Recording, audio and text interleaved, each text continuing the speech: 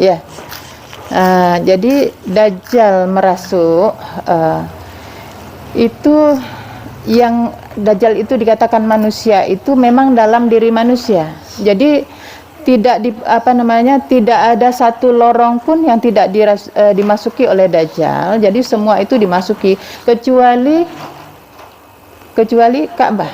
Jadi artinya Ka'bah itu adalah yang kita selalu ucapkan Subhanallah walhamdulillah wala ilaha illallah Allahu akbar.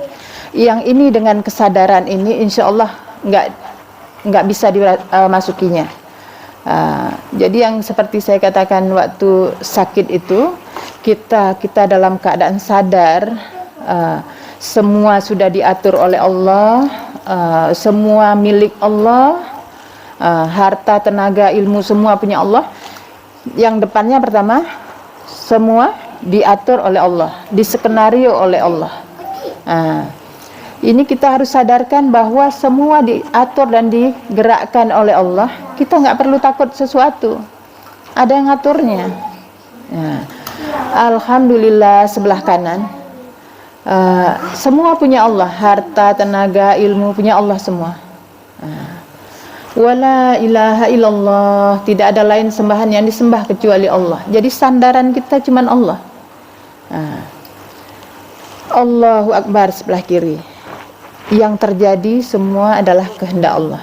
Nah, kalau kita dalam kesadaran yang seperti ini, insya Allah kita lepas dari tekanan dan gangguan Dajjal. Jadi yang dikatakan Dajjal, dia matanya sebelah. Jadi yang sebelah mata kita ini, mata hati, itu untuk melihat kebutuhan dunia yang sifatnya duniawi. Sedangkan mata sebelah kanan itu yang sifatnya untuk mengingat Allah, untuk mengingat pada akhirat. Jadi kalau Dajjal itu dia arahnya ke duniawi.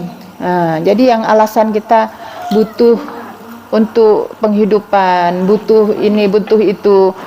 Kalau kita lupa itu karena Allah, untuk apa? Untuk kebutuhan kita pulang ke sana. Nah itu sebenarnya sudah dirasuki. Paham nih ya?